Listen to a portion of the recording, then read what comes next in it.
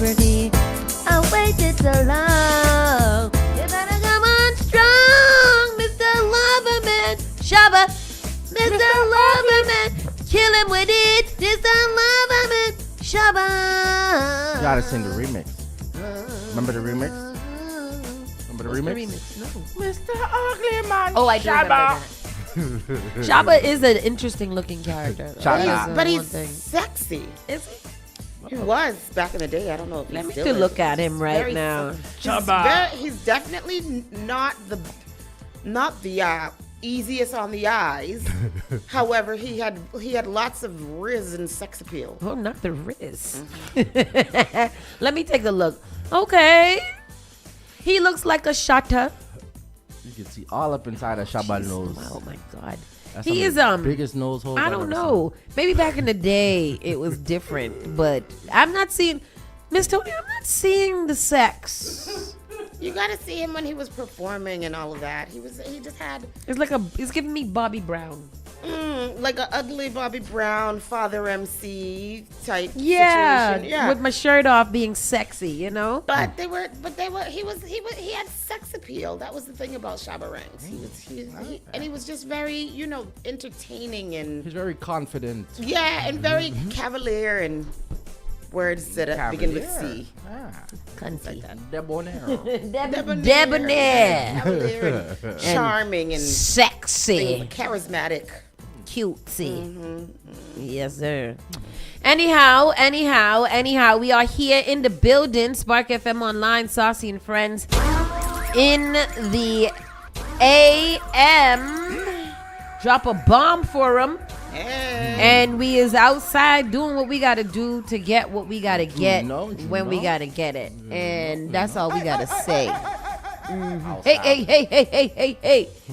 Yes, so people, we are, it is Wednesday. It is hump day. Finally, this week is going by pretty quickly. I'm not mad at it. Very fast, too fast. Very fast. But that means that December is rapidly moving out of here. And Christmas tomorrow is your birthday. Tomorrow. But at least you're not 40. Like you thought you were. At least you got an extra year. You're right. You are right. So this year, could be your gap year and you just kind of get life together. And then by next year, we have a big elegant party with suits and I'm not the party guy. Regalia. You can wear the white suit and sauces. I don't know why I did parties back in the day because I've never been to party. I don't like it. I don't know why I always do that. I don't want to go to it. No. At the end of my parties back in the day, I was the most miserable person. People don't know. My close friends know. Because throwing an event, people don't understand how much you do not have fun. Right. Because you're so busy, extinguishing the little fires that are bubbling up all over the place, and then by the time you realize that you're drunk, so there's not much you can do after that. So it is, I get it. And after the party, reality hits you. Yeah, and it's no fun. Like, just kill me now, drown me out. Let me put me back home. Quick check-in, Miss Tony. How you doing? How you feeling today, sweetheart? I'm doing good. I'm feeling good. I'm tired though. My sleep pattern is very, very thrown off.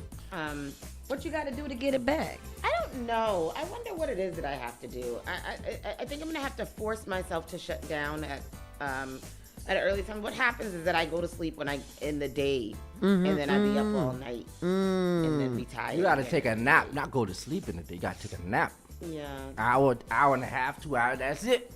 I feel like that's probably the problem is that I do go take a sleep for that long. I think that I need to take like a 30-minute nap or something like that. But sleeping for that long. You take sleeps. You don't take naps. And that's not good. That's why you can't. You got to take sleeps. I can't even naps, I mean. My nights, now that I'm no longer in severe pain all over the place, I sleep because by the time I get there, I be fighting sleep all day, but I got a lot of shit to do. So yesterday doing the grants, I was just nodding off half of the time. So by the time I got to bed, it was Yes. Yes, it's time to sleep. My eyes won't stay open. My body is finished. I'm sleepy. I'm tired. I sleep right through the night. And sometimes I wake up at 4 o'clock and I pee, do a little scrolling, and then go back to sleep for about 20 seconds. When I came home yesterday from doing the things that I had to do yesterday evening, I was so tired. And so I got in my bed and I was like, I'm going to bed early. Like, Noah, let's do this homework, get it out the way because mommy's going to bed early. I still didn't go to bed until like 2 o'clock.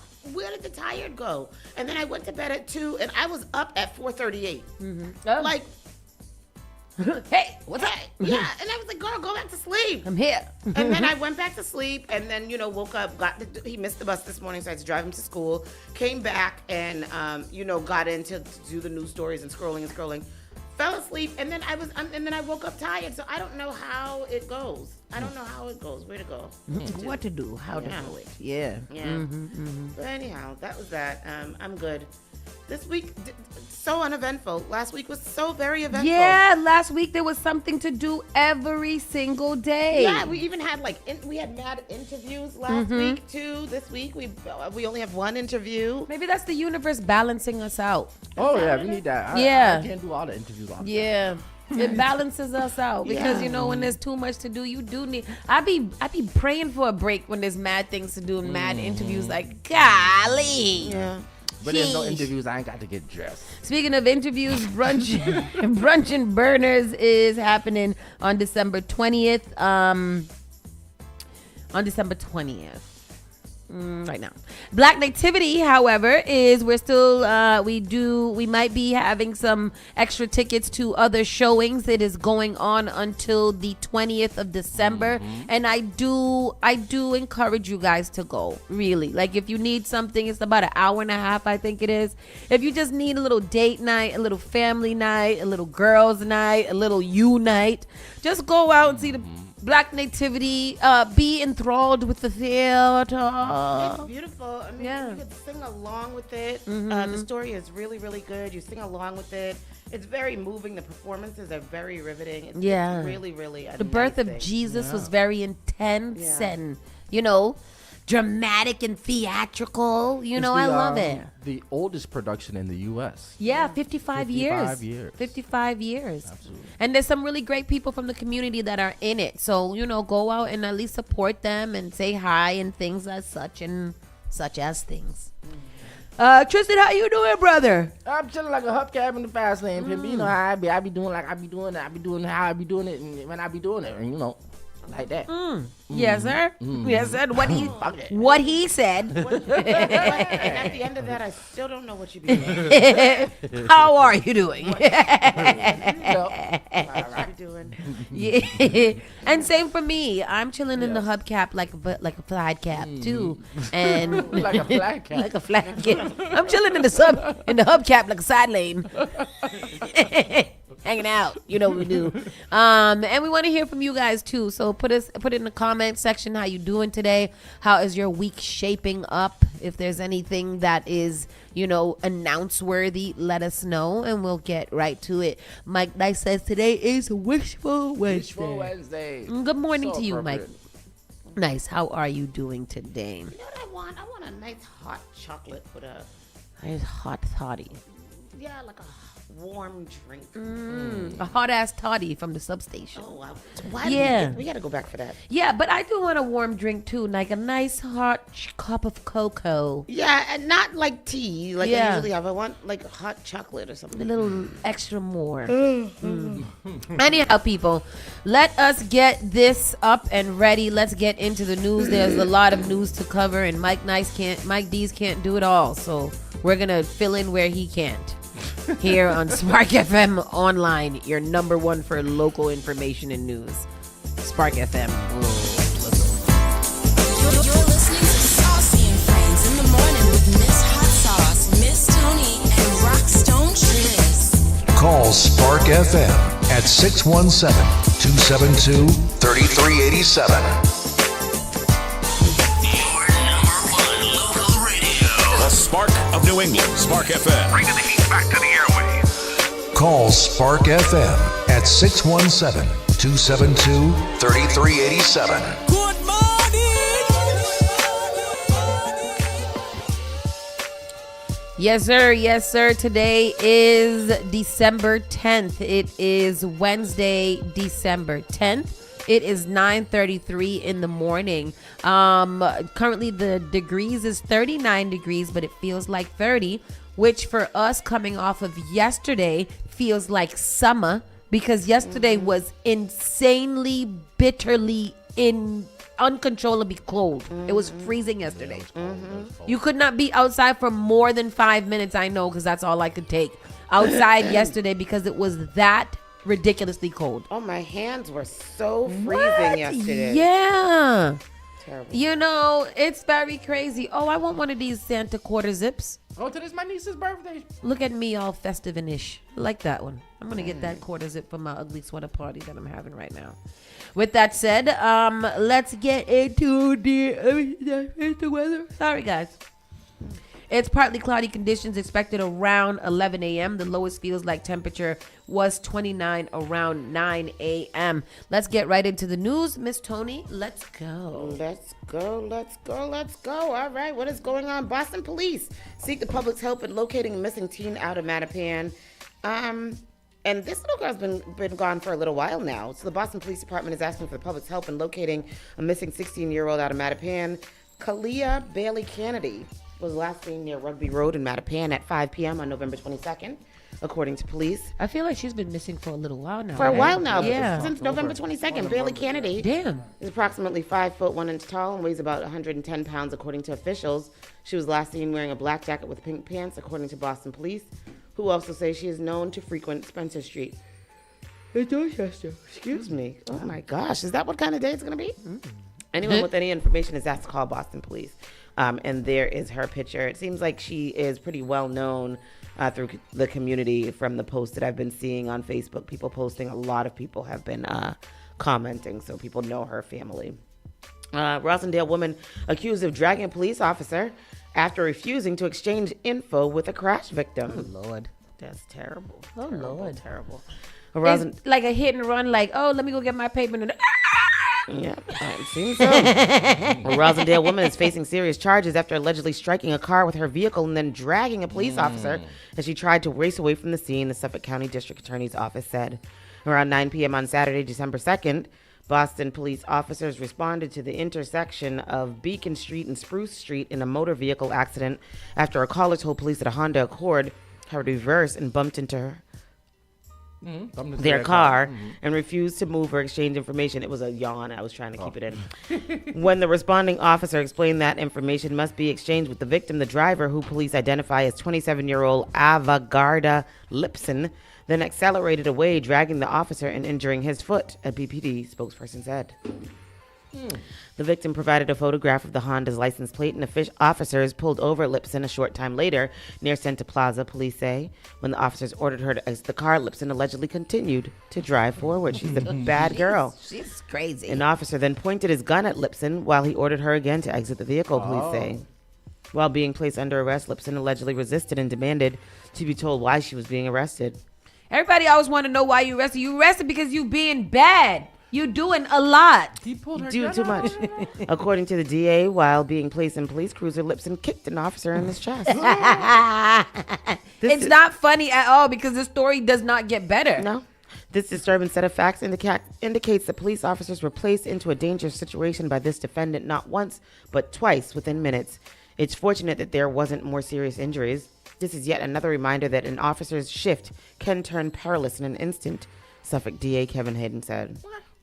Avagarda Lipson is charged with reckless operation of a motor vehicle, assault and battery with a dangerous weapon, leaving the scene of a crime with property damage, refusing to identify as an MV operator, and resisting arrest. She did it all. She did the most. Why did it make it seem like the cop was in danger? She dragged him. She dragged him by the car? With the car? First, she dragged him. Oh, she dragged him first. Yeah. Oh. First, she dragged him. That's why he pointed the gun at her. Then he refused. Everybody's After crazy. she dragged him, they pulled her over, and they were like, "Come out of the car," and she refused. She probably revved the car. They said she kept driving when they told her to pull over. So then she had a dangerous weapon, which was the car, because she had already dragged the police officer. So then he pulled out the thing on her. Then she resisted. Why you arresting me? Why you arresting me? Kicked him in the chest. Why you arresting me? Boom. Ma'am. Avogadro's a bad girl. Oh, is that her? Let me see I'm Avogadro. trying to see if this is her. I think it looks like an avocado. Oh, no, It looks no. like the type that would. She looked like I the think type. this was somebody else's thing. Everybody's so crazy. Everybody is so crazy. Why is telling me in 2 days it's going to kick me off of Facebook? Why? And do what? StreamYard is telling me that. Oh, Oh, that is. because you gotta Well, yeah, you redo probably it. gotta put your thing back up. I don't know what my thing is. I just did it. It's also, oh, beautiful. Your destination was reconnected. You're good to go. Thank you very much. W Woo.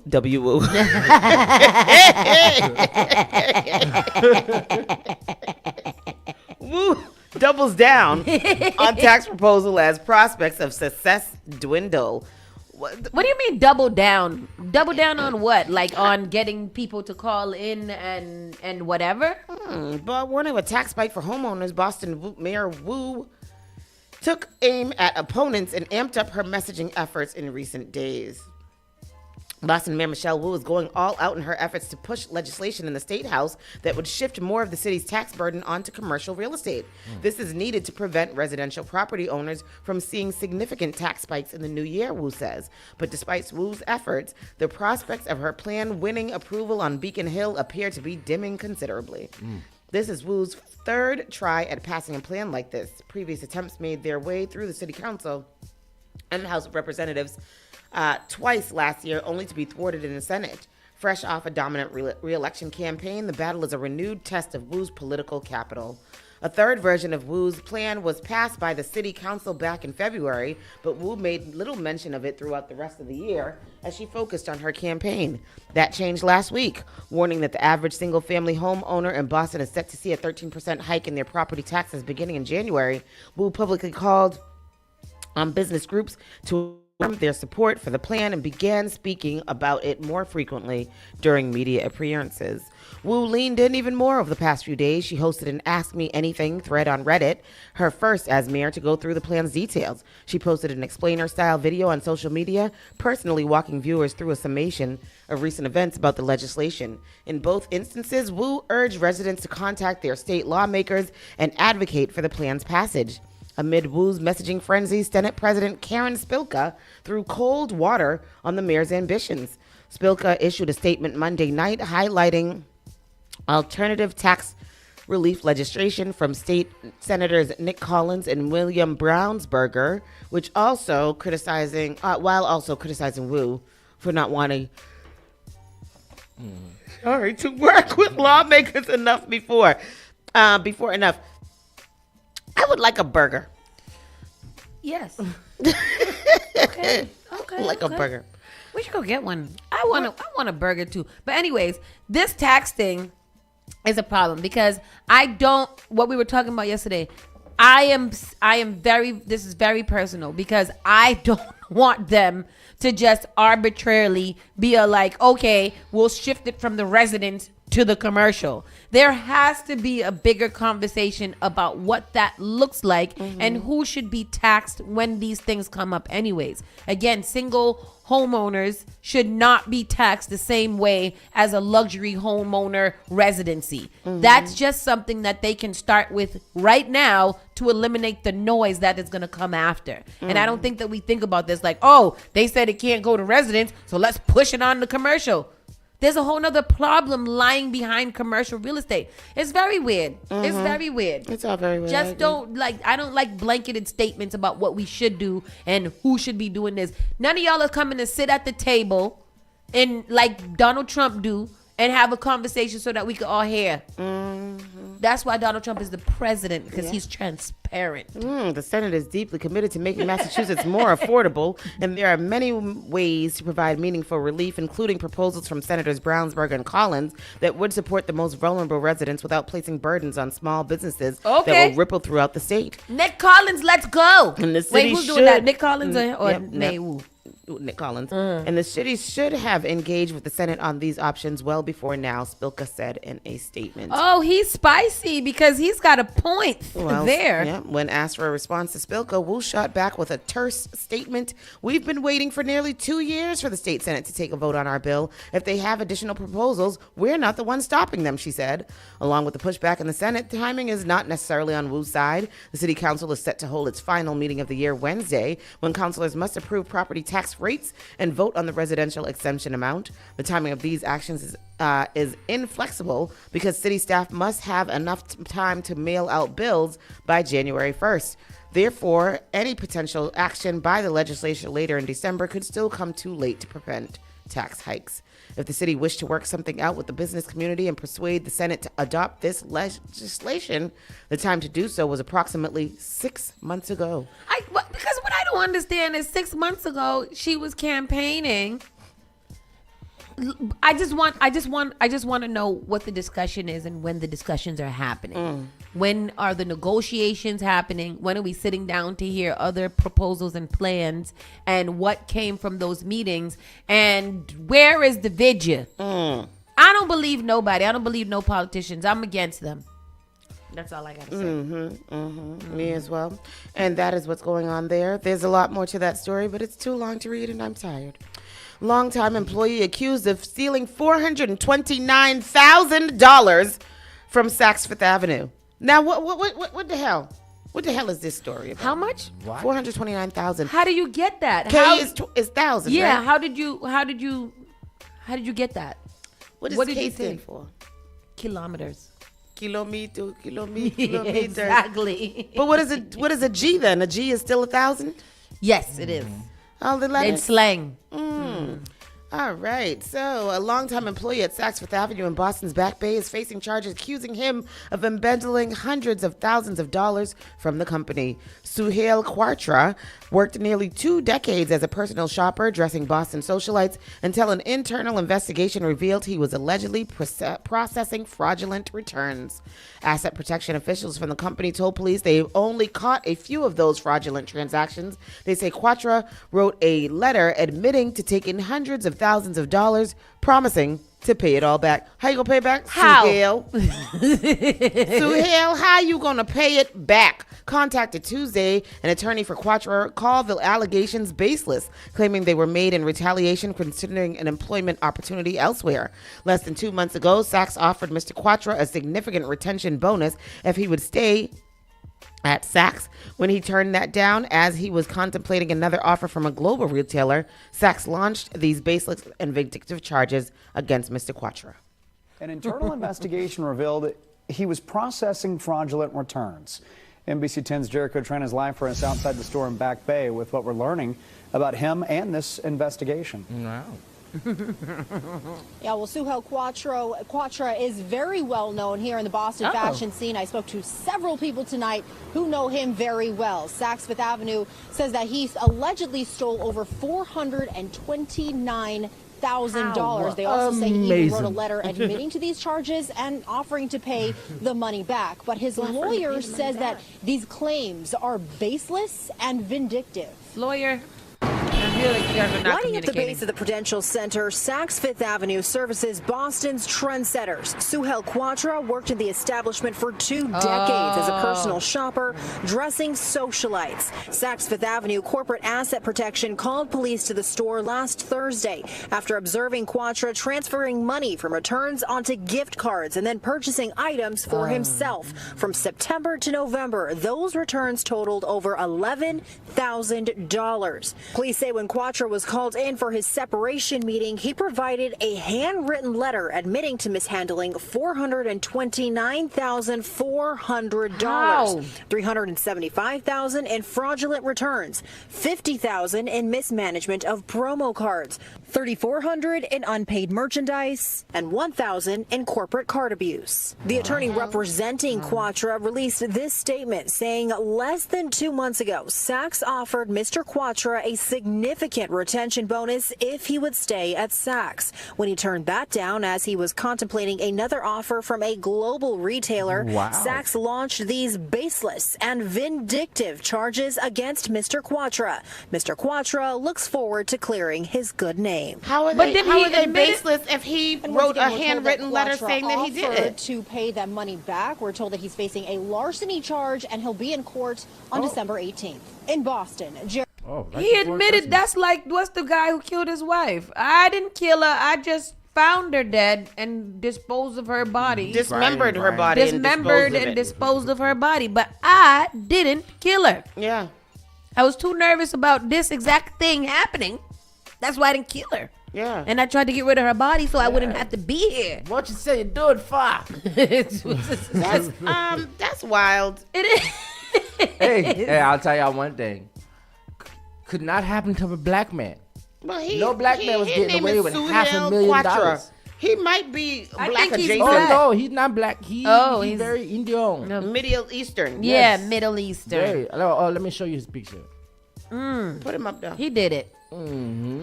You know, I mean, when you're working at them Where at? stores, them returns to gift card or return for other merchandise did it. do be a little bit easy to undertake. But here's the thing for me.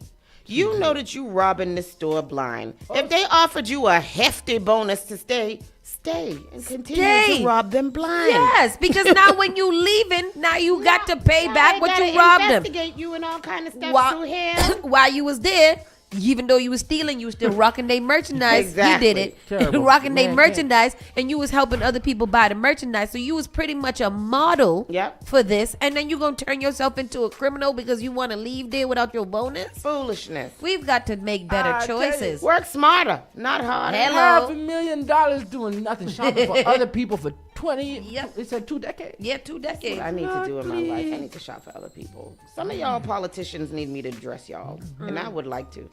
All of them.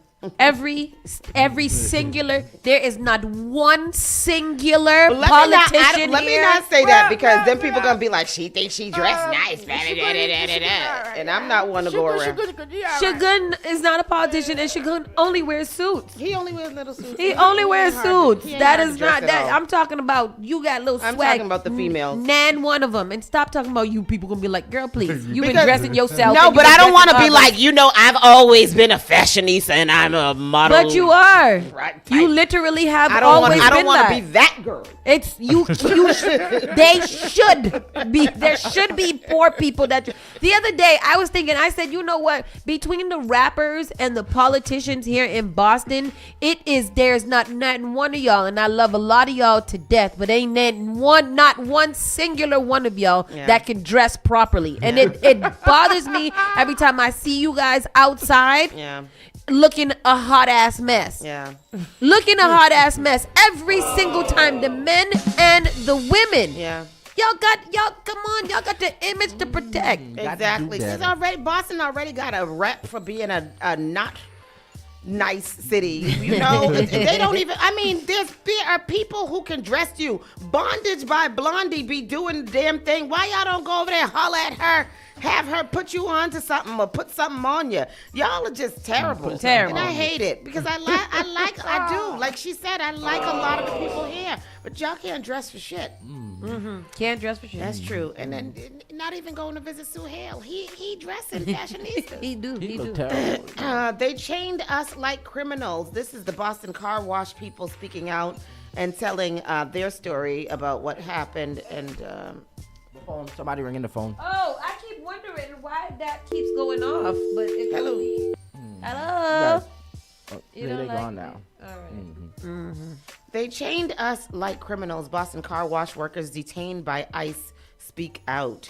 for some of the immigrant workers detained last month. A federal raid at the Boston Car Wash spoke about their experience in a roundtable discussion on Monday. Immigration and Customs Enforcement detained 9 employees of Alston Car Wash on November 4th, while 2 remain in federal custody. The other 7 joined Democratic Rep. Ayanna Pressley, their attorney, and members of the community to share what they've been through. A senior denied their medication. A young woman unable...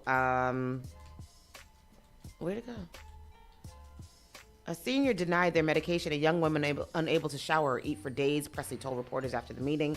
Media members were allowed to take still photos during the round table, but not record video. Let's get the record straight. None of these people are criminal, illegal aliens. They have all been deserving of dignity and respect, said immigration attorney Todd Parmalu, who represents all 9 workers. During the discussion, one woman described the fear as she watched her daughter handcuffed first while they were both working on a car. She said that she knew she was next and that all she could think was, who will end up caring for my sick mother? Parmalu claims all were asked to sign deportation orders without legal consent. Workers also made the following accusations. They just arrested us so we couldn't answer anything. They chained our feet and our hands, took our passport and IDs. I still don't have mine. Okay. And we have some more from that clip right here. Here goes the video. Ayanna Pressley at a very emotional roundtable discussion. Our NBC 10's Erin Logan was there. She's joining us live in Alston. And Erin, I understand 2 of the 9 are still being held. What's the latest tonight? Priscilla, that's right. Their names were mentioned several times throughout the discussion. Congresswoman Ayanna Pressley started off this discussion by welcoming home the 7 who have since been released, and they shared stories of what life has been like since being detained by ICE right here on the job just last month. And to be clear, we were not allowed to videotape them speaking. We were only allowed to take still photos, followed by an interview with officials. A senior denied their medication. A young woman unable to shower or eat for days. Congresswoman Ayanna Pressley says these are some of the things these immigrant workers say happened to them the day of and after they were detained by ICE agents while working here at the Alston Car Wash last month. Their attorney speaking out. Let's get the record straight. None of these people are criminal, illegal aliens. They are people deserving of dignity and respect. This woman pictured here described the fear as she watched her daughter handcuffed first while they were both working on a car. She knew she was next, and all she could think, who will end up caring for my sick mother? Immigration attorney Todd Parmalu claims all were asked to sign deportation orders without legal consent. Some of the other accusations from the workers. They just arrested us so we couldn't answer anything. They chained our feet and our hands, took our passport and IDs. I still don't have mine. They chained us like criminals in the back of a Target. I was sleeping on a floor. There was not enough food.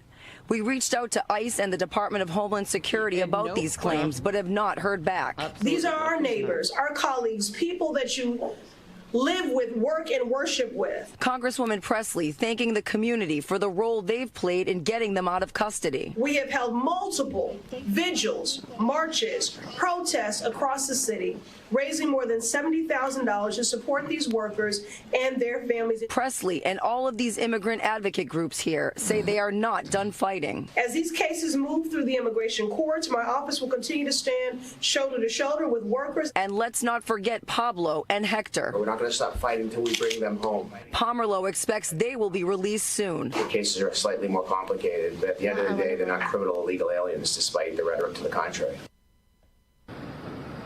Congresswoman Pressley says her goal is to make sure this doesn't happen to more families and that there is a pathway to justice. Live in Alston tonight, Erin Logan, NBC 10 Boston. You know, I just think that it's so crazy. I see all those memes all the time where it talks about how many people were deported under Obama and Biden and everything else. And you have never, ever seen these types of protests going on. I know that I did actually research to look up like protests. I found like maybe 2 or 3 against Obama because they just wanted to stop the deportations in general. But it was never this. It was never, I don't even get to take you take my passport Yeah, and my ID? And that's what it is, right? It's the way that it's being done. Yeah. It's being done like these people are criminals and they're so horrible or whatever. Instead of like they're just here illegally. Those people were given due process or whatever it was that they had to do. It was explained to them, all of those things. Trump and them are really just coming in and attacking these people. And it's so crazy why they feel like that's the only way to do it. It can't be anything other than just malicious intent, right? It's a power thing. Yeah, they want to make them like an example. They want to set an example for the rest of the what do you call it? For everybody else, for the rest of the undocumented people. Yes. Yeah. It just kind of just that's sucks. the style of this administration. Everything has to be Shock. fanfare and Shock jock. flair and Yeah. shock jock and all of that. It's so ridiculous. Like you guys are so like you're so attention deprived or what happened? Like there's just no couth in the White House. what Like there's happened to no y'all? type of and how did y'all find reformity. each other? Misery. They gonna find each other. Yeah. Misery loves company, because if all of us are angry and rich white guys and we all hang around this dude all the time, or I've opposed him and I gave him a favor and he can help me get rich, then why not? Why not we all come together as a united front and cause terror across America? I guess what I just don't understand is that there are more of us than there are of them. In every single facet of life, whether it be military, whether it be Congress, whether it be all these things. We can't collectively come together and figure out how to stop the madness, or are we okay with just letting it go until the law says that nobody else is following the law? Why are we? There are too many of us that are complacent. Yes. And it's ridiculous. It don't got nothing to do with me. They don't want to do the simplest thing that you can do, which is just get out there and vote. Yeah. That is the least you can do, and we're not doing it. And you're right. There are more of us than them. I was thinking about Texas with Jasmine Crockett running, and I was in the comment section and people like, there's absolutely no way that she's gonna make it, and da da da da da da. Texas has never flipped and all of this stuff. For as far as the Senate and all of that. And it's when you think about it, there's more black voters in Texas. Not saying that everybody black is going to vote for Jasmine Crockett, but they're, majority, I think. And there's more black voters in Texas than anywhere, and you guys are just not coming out and doing what you can do in order for this to not be the way that it is. You're right. No, black it's people are made. complacency, and it's not, and it's Black people are designed to be ignorant. Jasmine did the same thing the other day too, which was kind of not weird. designed, but programmed. Somebody asked her about Israel, and she was just like, "It's been like this for the last 72 years, and it's probably going to end up staying like this, whatever." And a lot of people came down on her for having such a nonchalant, complacent stance on Israel and stuff. And I think that was the first time. I'm sure I'm not going to agree with her on anything, but I think when it comes to Israel, I'm not saying that you got to call them bad and the devil and stuff like that, but you do have to acknowledge that what they are doing is bullying. It's bullying, it's wrong, and it's not right. And if you can't even at least do that, then what is going to change? What is going to change? I don't know. Just Israel and Netanyahu. Netanyahu. The real reason for this, Elon Musk posted this on December 2nd. If the current trends continue, whites will go from being a small minority of the world population to virtually extinct. And I wonder how he came to that conclusion. It says 100 years ago, roughly 35% of the globe was white. 50 years ago, roughly 20%. 25 years ago, 15%. Today, just 8% of the world is pure white. And that's Nobody fine. don't want to be white. No, yeah, it's not even cool. It's not even this. There's nothing cool about it besides the entitled privilege that automatically comes with the color of your skin. But other than that, like all of them are breeding with others. That's what I mean when I say nobody wants to be white. If there was a study to be done, I'm sure that there are more white people that are, I don't want to say breeding because that sounds brutal, but that are having children with other races. Yeah. Nobody like the pure, and it's not us making them do it. No, they want that. Like if you look at rural white women, they often end up with black men Yeah. to father their children. Right, or black or Hispanic or other. It's never, no, even J.D. Vance is married to an Indian woman. Donald Trump is married to some other. Exactly. Everybody, nobody, if you want to, you're preserving the white race. I mean, Elon Musk, you're African. What are you talking about? The pure whiteness. That's what, remember that doctor on the Netflix thing. He was inseminating all those white women with his own sperm because he was trying to create this pure white race. Yeah. It's not happening. No, even those women go into the sperm places, they looking through the catalog, they choosing other. They're not choosing white. They're choosing other. It's not there. Where we at? Where I'm at now. What I say?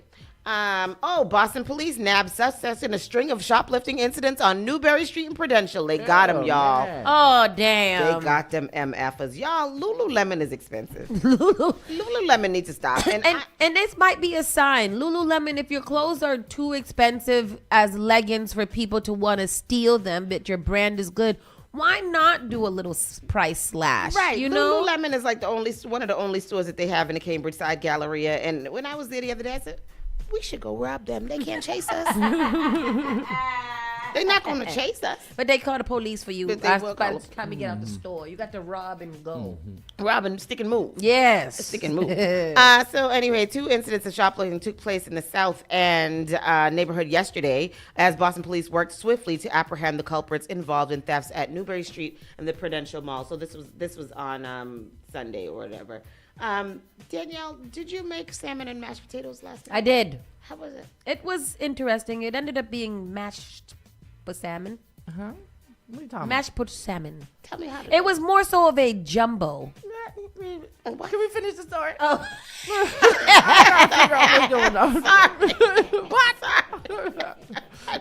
You know what? You're right, Tristan. And I was ready to get into. I was ready to describe it too.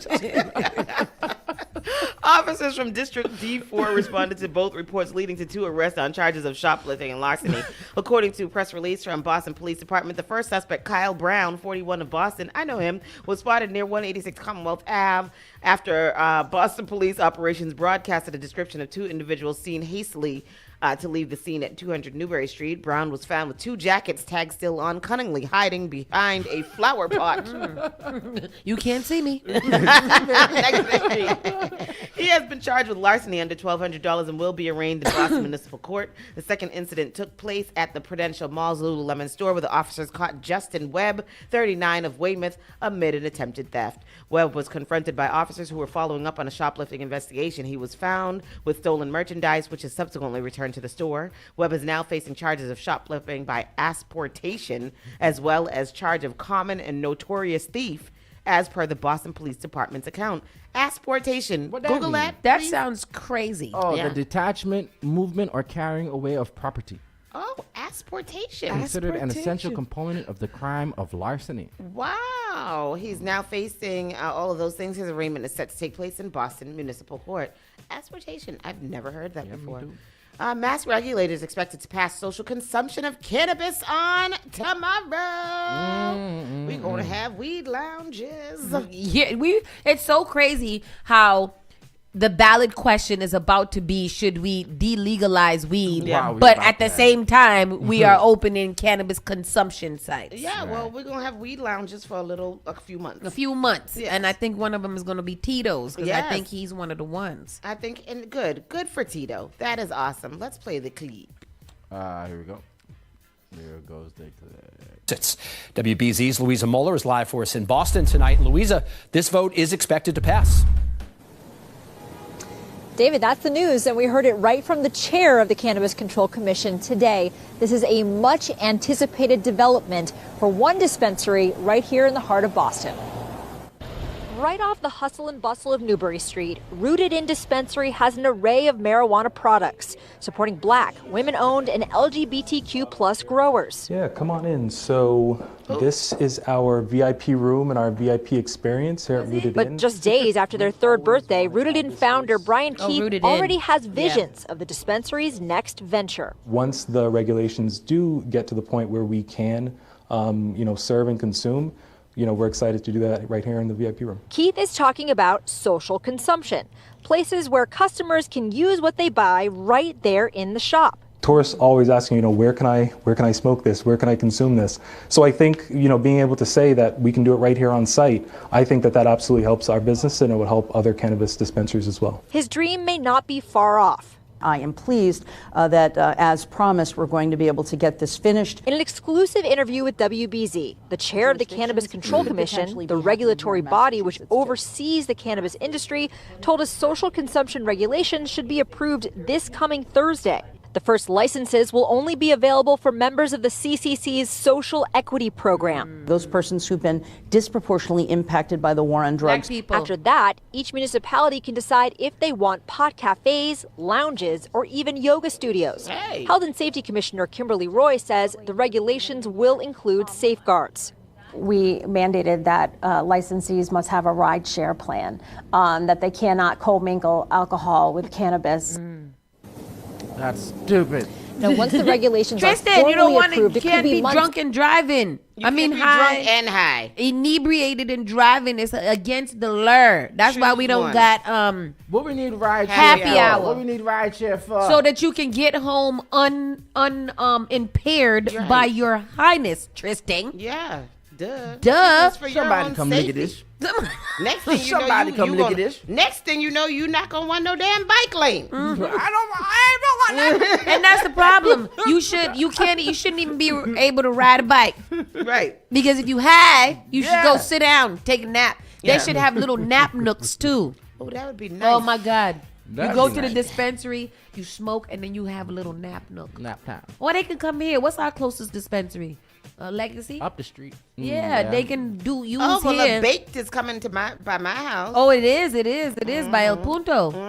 El Punto got a lot going on in El Bake. Is El Punto ever gonna open? Nothing that goes there ever opens. That place is haunted. it's bad luck. That place has been approved for everything at this And point. they always approving anything you want to put there. It will get approved. But never It just go won't out. never come. It will never arrive. What they need to do is turn that into housing because let's be honest, that's all we make it these days. That's all we need. Just house. Just put 4 apartments in there. A loft apartment for the arts. For me, 100% and 80% the medium. Yes. Yeah. Income thing. Income Whatever stuff is. I still don't know what that means. I don't know what they mean to. We were supposed to ask Carlos yesterday what that means. What the median income is. And then very lastly, Boston welcomes the Mayor's Youth Council cohort to represent local students in neighborhoods. Let's go. What, Sparks? Is that that the what one that that is? Sparks? On November 26, 2025, Mayor Michelle Wu in the Office of Youth Engagement and Advancement welcomed the 31st cohort of the Mayor's Youth Council to Boston. The new group includes 20 high school students from 9 schools in 12 neighborhoods. They were selected from 226 applicants for their leadership and civic involvement. The ceremony, led by Mayor Wu, started a 22-week program for the council. In the first phase, members will plan and host 4 town halls during the winter. These events will collect input from the other students to identify priorities for Boston's youth. Afterward, the council will work on solutions to address the issues raised. City officials, including Jose F. Masso, Chief of Human Services, and Pedro Cruz, Executive Director of spoke at the event. They noted the importance of youth input in city programs and the council's role in addressing issues affecting young people and families. Yes. The Mayor's Youth Council began in 1995. Since then, nearly 1,000 Boston high school students have participated. Council members have organized town halls. And so many other things. Good for them. Yeah. Are they 12th graders? No, all different grades. And then they get to, and are these our next civic leaders? These are our next civic Good. leaders. And these are people like Henry Santana who go on to work with the youth in the city council and things like that, right? That sounds like Henry Santana. It do. And that's it. That is the local news. We will take a quick break and we'll be right back in a few moments. Keep it locked right here. Spark FM Online. You're listening to Saucy and Friends in the morning with Miss Hot Sauce, Miss Tony, and Rockstone Triz. You're listening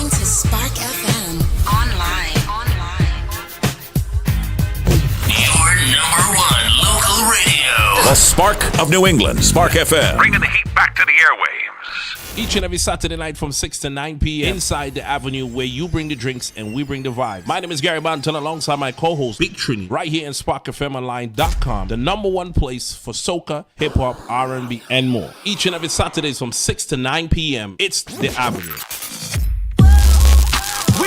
Boston's new home for urban Caribbean music. Spark FM. Spark FM. Playing all your favorite hits from reggae. Spark FM. If you no mess with the way you are gonna see a million. We got the Congo long just like the Amazon. Spark FM. I know that life is not easy. No say we are for win. Walk with the camera like Jesus. Soca. Hip hop. Yeah, we on and we going crazy. R&B. You could do damage. You could do damage. Afrobeats and much more. Spark FM. Spark FM. Happy holidays from our family to yours. Putting the spark back in your holidays.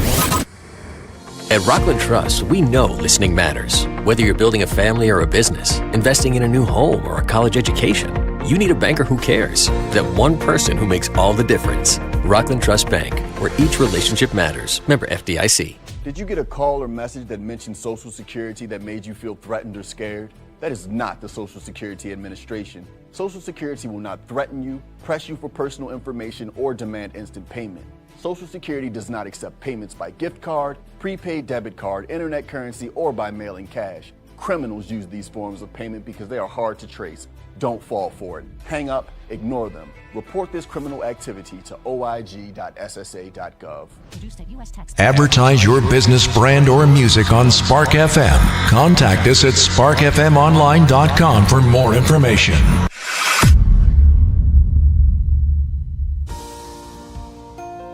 Want to give your baby a head start? Get the best protection against flu and COVID-19. Because their immune system isn't fully developed at birth, babies need additional protection. When you get vaccinated while pregnant, it can keep you and your baby from getting sick. As they get older, this can result in more time in school and daycare for them, and more productive time at work for you. Vaccines are safe and effective for children as they grow. No matter where you are on your pregnancy journey, flu and COVID vaccines can boost your and your baby's natural defenses and protect your family. Stay up to date with your vaccines. Stay healthy. Talk with your trusted healthcare provider today. Brought to you by the Boston Public Health Commission. This is a message from the Centers for Disease Control and Prevention. Travel increases your chance of getting and spreading COVID-19. Take steps to protect yourself and others. Wear a mask that completely covers your nose and mouth. Masks are required on planes, buses, trains, and other forms of public transportation traveling into, within, or outside of the U.S. and in U.S. transportation hubs such as airports and stations. Stay at least 6 feet away from others. Wash your hands often and watch for symptoms of COVID-19.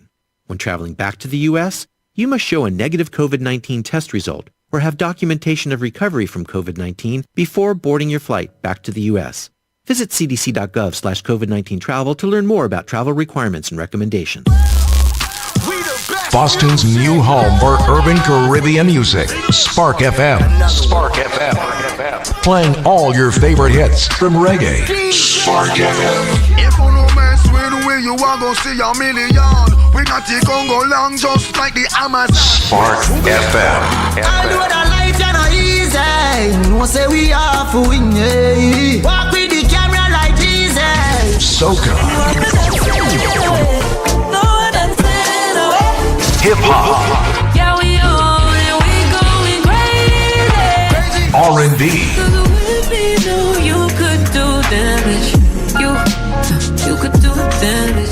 Afrobeats and much more. Spark FM. Spark FM.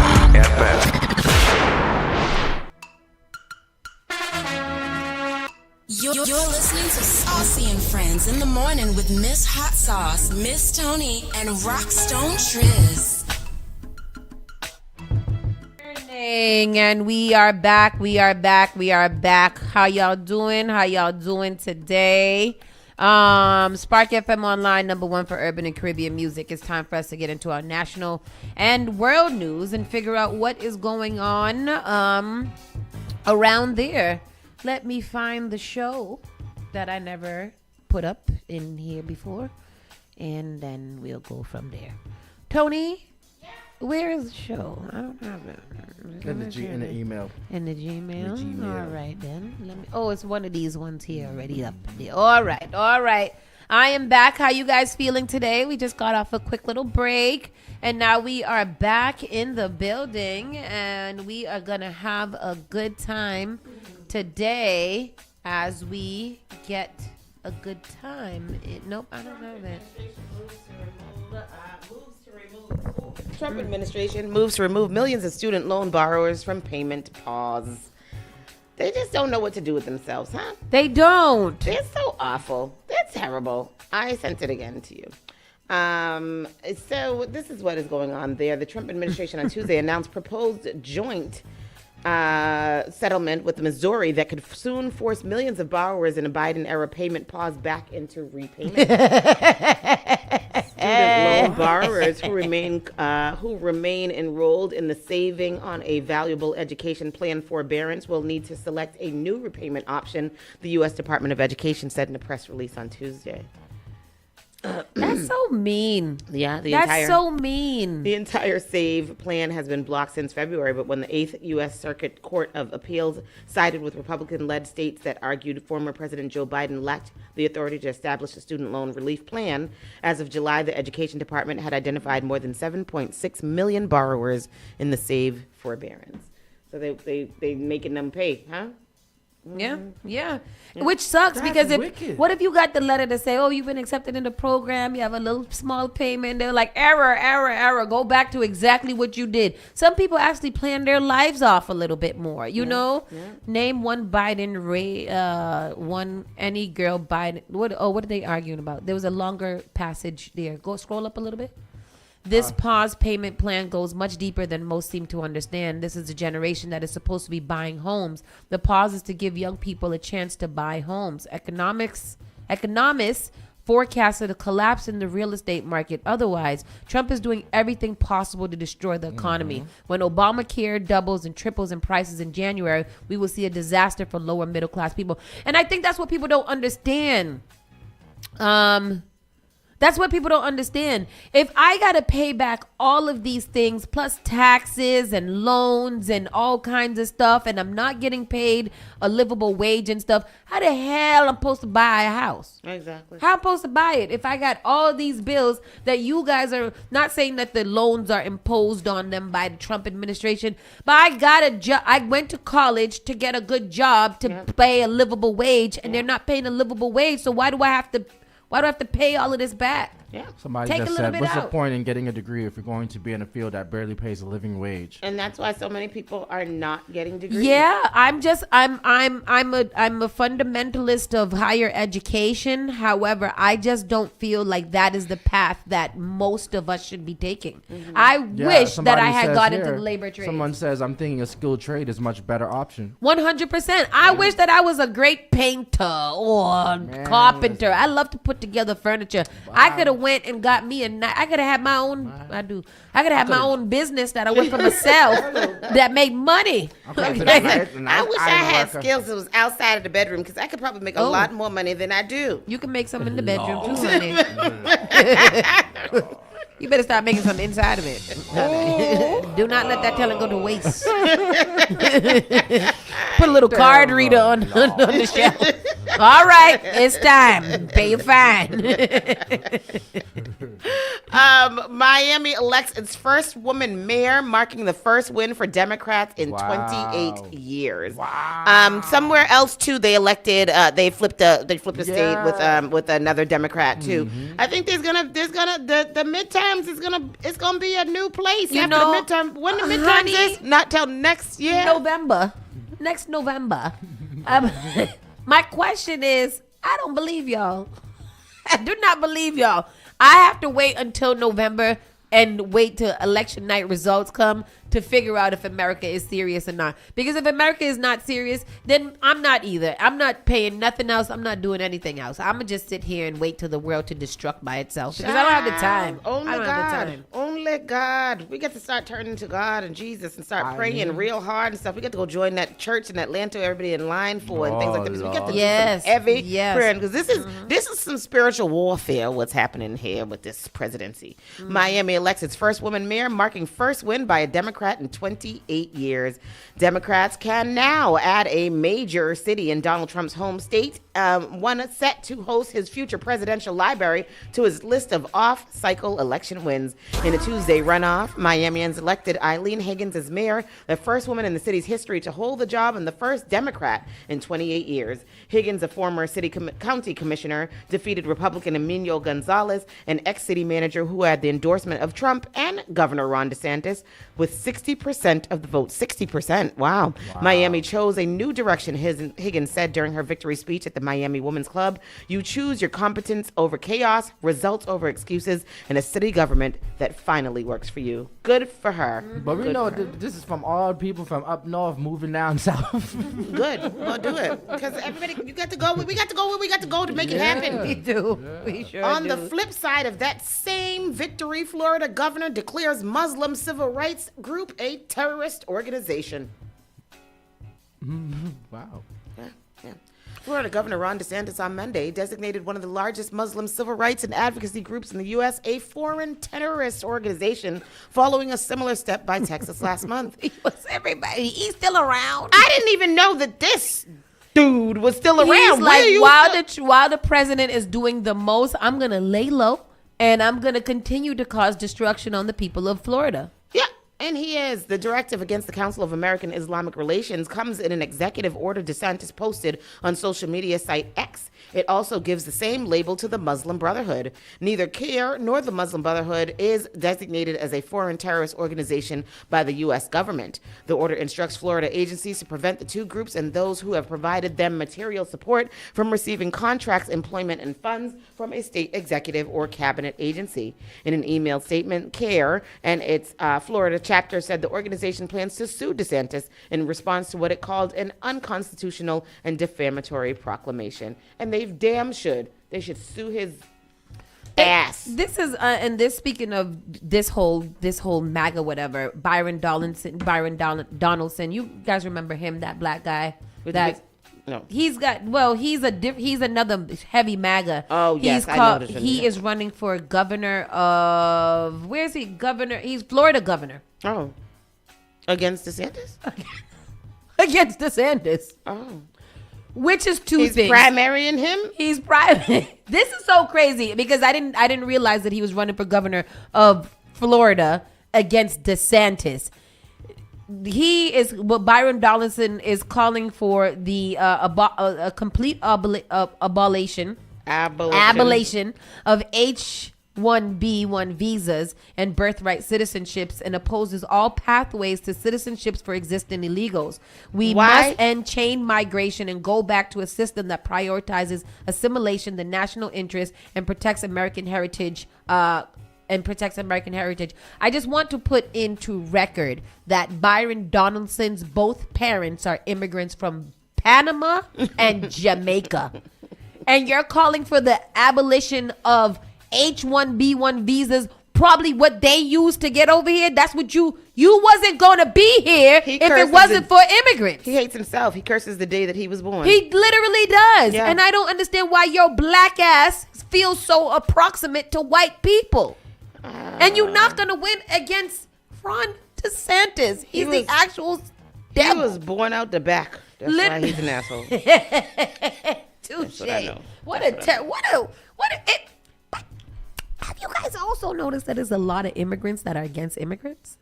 And why is especially Jamaicans? I'm sorry, Jamaicans who are listening. Jamaicans are heavy MAGA. A lot of Jamaicans are heavy MAGA. Can anybody explain that to me? I would like a Jamaican to explain that to me. I don't get it. There's a couple on my Facebook that we all know that probably have no idea why they are that, but They are that, and it's very crazy. Self-hatred. It's very crazy. Self-hatred. Y'all got here on a boat illegally. Yeah. You guys have to have more H1N1. Yes. And Crazy. ain't that That's a flu. H1N1 is That's a virus. That's a virus. We That's a virus. H1B That's a visas. COVID. That's a variant. HB1. H1N1. Not that one. This one got a B in it. Oh, okay. All right, go on ahead now. You go now. Oh, me time? Yes, it's been your time. Oh. What's that drop that says, oh? Because that's what I And that's what I got to say right now. Renowned opera singer stabbed to death in California home, and cops say his son is the suspected killer. I think he did it. Why? Because that's what happens. That's what usually happens. It's either the husband or the son. Mm-hmm. A renowned opera singer was stabbed to death in his Los Angeles area home, and his son was arrested on suspicion of the killing. Mm-hmm. Officers with the Santa Monica Police Department arrived at the home in the city on Monday night after receiving a 911 call about an assault in progress. Police said that they found 71-year-old Jubilant Skies. He's 71 with that name. Yeah. He's not no young boy. That's not his name. His parents did not name him that. Jubilant Skies critically injured that it appeared to be a stabbing. The singer was pronounced dead at the property. Skies' 31-year-old son, Micah, was identified as a suspect in the killing. Police say he was taken into custody at the home without incident. Go to this, Mr. Tristan. I want to hear a little opera. He's a black man. Whoa, hold that now. It all started with a 911 call last night to Santa Monica Police with the report of an assault. When officers arrived to the home on Delaware and 18th Street, the victim's wife was at the door. They met with the reporting party who led officers inside the home where they located the victim, who has since been identified as Jubilant Sykes, and he was suffering from critical injuries consistent with a stabbing. Police say the suspect is the victim's own son, 31-year-old Micah Sykes, who lived here at the home with his parents. This photo is from Jubilant's Instagram page. All I can talk about is Jubilant. Damn, that's unfortunate. Yeah, man. I wonder if the son had a psychotic episode or something. You know, most of the time, that's what it is. Crazy. It might be, that's you, because I can't see why you would just go, maybe he was singing too loud in the house, it's not fun. I don't know. Yeah. This is sad. Army gynecologist is charged with secretly videotaping patients at Fort Hood, but that said that they're not going to be reporting on any of these assaults and any of these things anymore because we're going to get back to stewardship and shutting your mouth and letting people do and say what they want to say to you in the Army all the time. You see?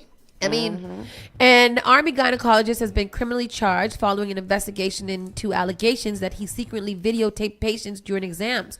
The Army office at Special Trial Counsel said Tuesday the Army charged Dr. Blaine McGraw, who practiced at Fort Hood, Texas, with indecent visual recording along with his offenses, including conduct unbecoming of an officer, willful disobedience of a superior officer, and making a false statement. The charge, let's go to the clip. No, hold on. Charge said Trump is the vibes cartel of politics. She says she was hopeful he'd be able to help her with her pelvic pain and hormone irregularities. I remember leaving my appointment excited that I had a doctor that finally listened to me. She had several appointments with him spanning a year. But a few weeks ago, she got a call from Army criminal investigators. They said, we're going to show you a picture from a video that was taken.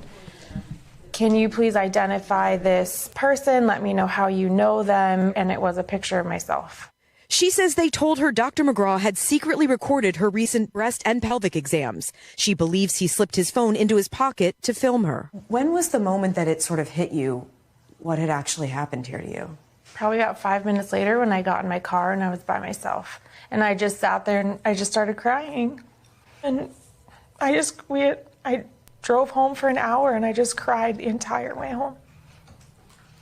NBC News is... It feels so nasty. Like it's an exam. It's a pelvic exam. Are you trying to tell me that you can't get no box outside of your office house? Or is that you're so obsessed with sex and vagina that you can't not tape somebody while you're trying to discover if their vagina is good or not? That's disgusting. It's just violating too, because they're already in a vulnerable position in there anyways. I also don't understand why I'm not saying that men can't be gynecologists, but in a place like the military, why not just have a female gynecologist? Have you ever had a male gynecologist? No, I haven't. And I wouldn't do that. Yeah, I don't know. I remember one time my doctor came in and she had a student with her and she was like, do you mind if he whatever? And I was like, he could be here, but he ain't doing it. Shoot. He ain't touching me up. He ain't gonna touch me, no. But it's so interesting though, because I feel like look most. at it, but it can't touch it. Tristan, is your doctor a man or a woman? I have a new one. I'm getting a new one in the 31st. So what is it? I don't know, but my first was a male. Mm-hmm. Do you feel some type of way? Like, would you prefer a female as a male? I mean, he was like he's like a 70-year-old white man. It didn't matter to you. He didn't turn you on. But he was my doctor since birth. Oh yeah. Yeah. Noah and his dad have the same PCP. Dr. Ocean?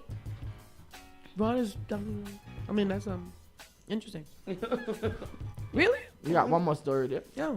I was taken aback. I was like, how would he find him? Jay, she says she has. I worked with male gynecologists. There are a lot of male gynecologists in. Yeah, I know. Have anybody ever had one? Like actually, like had a male gynecologist, not work for him? Like, how does that feel to have him in your, cooter? Do you feel like he's a 70-year-old white man, or do you feel like, oh, there's a man in my cooter and you get a little, little twang?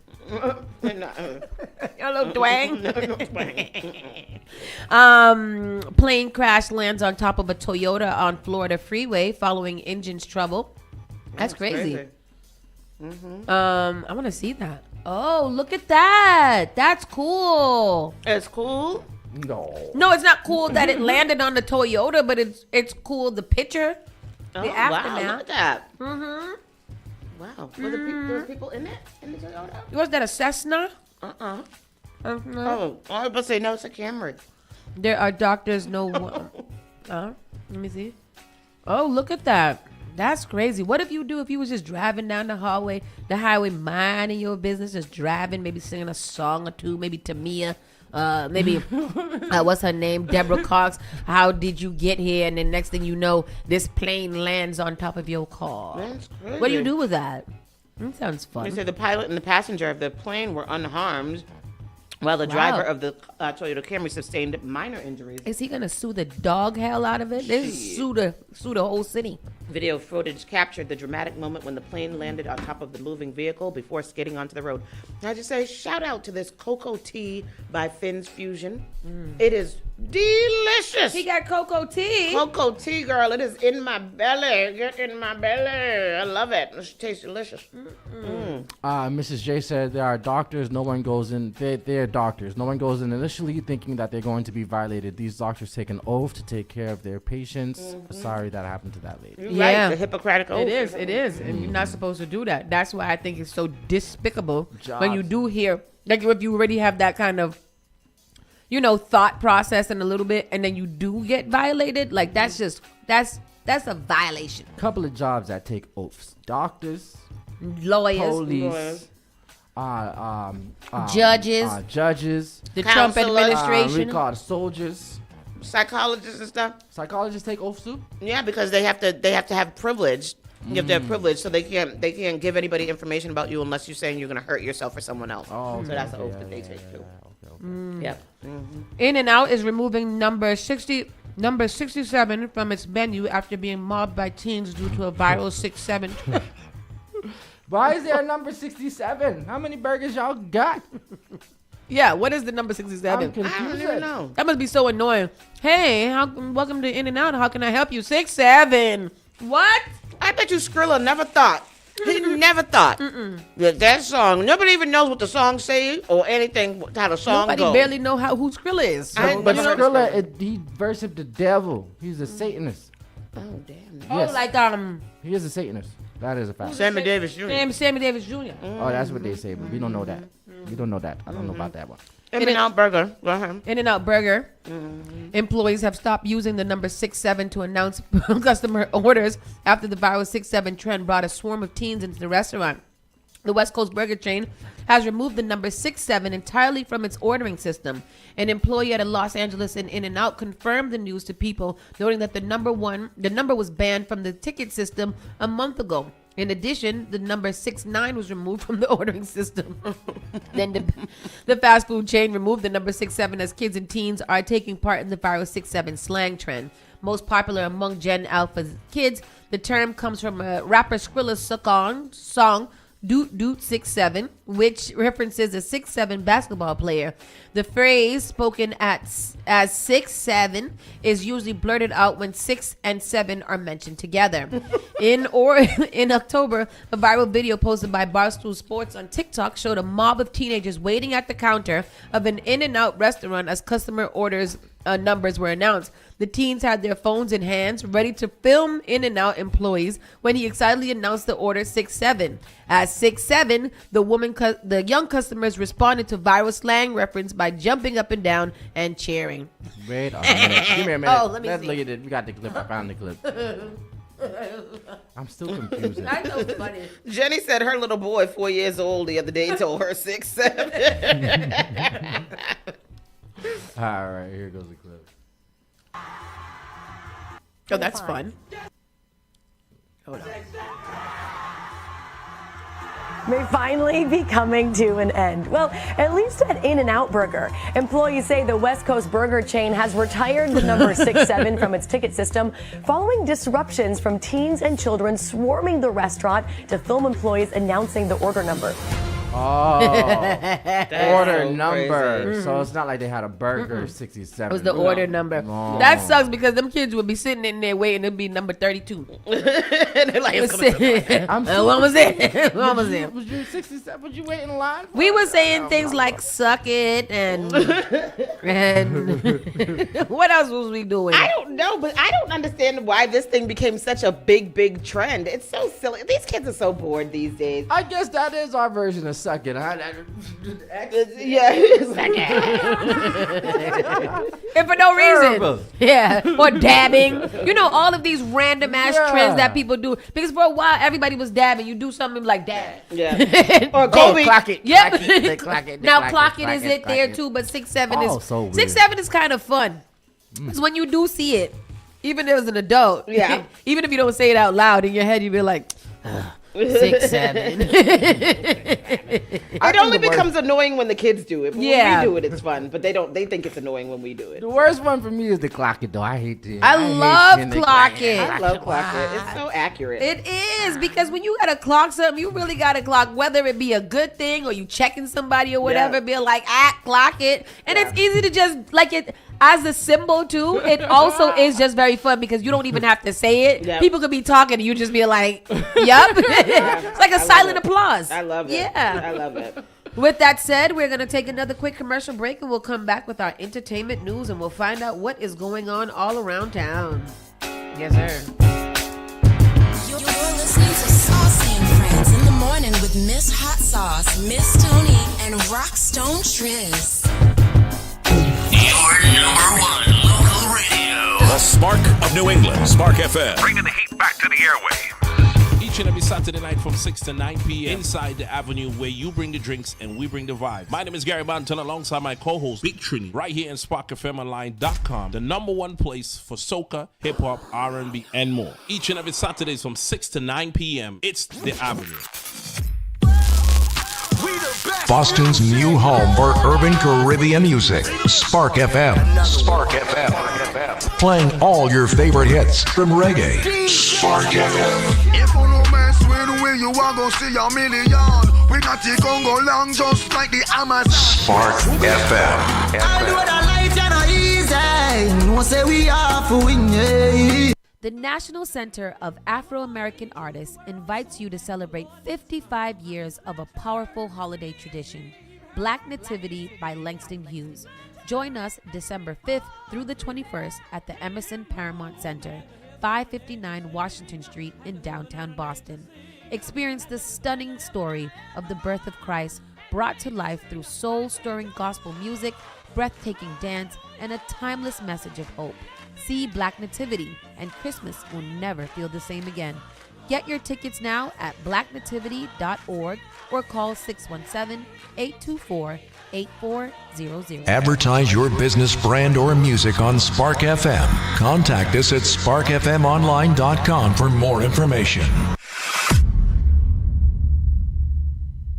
JP Morgan Chase is making a global commitment to break down barriers to drive inclusive economic growth all over the world. We believe there is a pressing need to help more people move up the economic ladder. That is why we are investing in communities and people to create an economy that works for all, because no community should be left behind. Right here in Boston, we're focusing that work in Dorchester, Roxbury, and Mattapan, among other neighborhoods, on improving financial health. These efforts aim to address the key drivers of the racial wealth divide head-on. We're here to empower individuals, families, and small businesses by connecting them to the tools that build generational wealth and a long-lasting legacy. Chase is investing in Boston. Chase is investing in you. Visit us at the Mattapan branch at 1617 Blue Hill Avenue, where the team is waiting to help.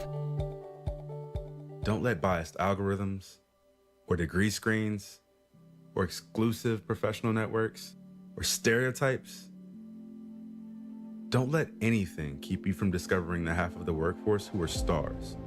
Workers skilled through alternative routes rather than a bachelor's degree. It's time to tear the paper ceiling and see the stars beyond it. Find out how you can make stars part of your talent strategy at tearthepaperceiling.org. Brought to you by Opportunity at Work and the Ad Council. At Rockland Trust Bank, we know that listening matters, not just to your financial goals, but taking the time to really get to know you. Whether you're building a family or a business, investing in a new home or a college tuition, planning your finances for the next 30 days or the next 30 years, our experienced bankers will listen, not just to provide advice and resources, but to foster a relationship that truly matters. Rockland Trust Bank, where each relationship matters. Member FDIC. Finally Home is a must-read, step-by-step guide that will equip any first-time home buyer with the knowledge they need to confidently make informed decisions.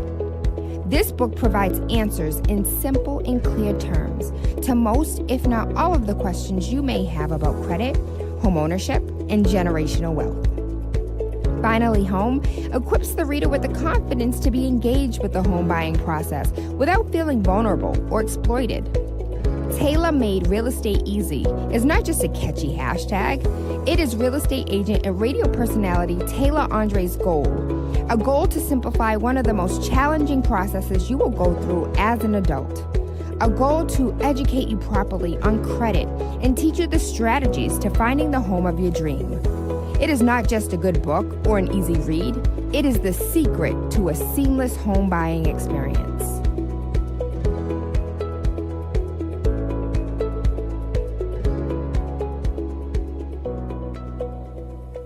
Often I hear people talking about how high their electricity bills are. Massachusetts has programs that everyday homeowners pay for, but never look into. Have you ever considered why some homes have panels and others don't? If you have Eversource, National Grid, or Unitil for electricity, you are paying for your neighbors to get panels at no cost. The charges are on the bill. Why not get someone to pay for yours? This program also helps with re-roofing, tree cutting, and electrical upgrades. If you're tired of short-term solutions for a long-term problem, connect with Bakari to find out if your home meets the requirements to upgrade at no cost out of pocket. Save the planet, future-proof your family for power outages, and save tens of thousands of dollars on an otherwise lifelong bill. Mention Spark when you call or text SPARK to 617-833-8940 to get 2 months off your power bill covered if your home gets selected.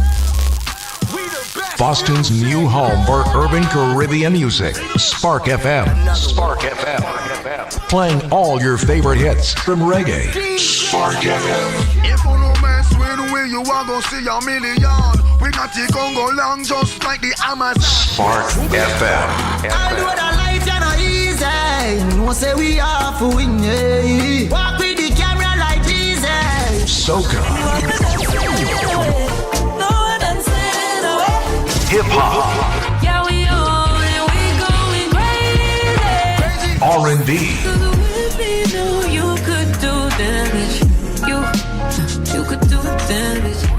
Afro beats, and much more. Spark FM. Spark FM.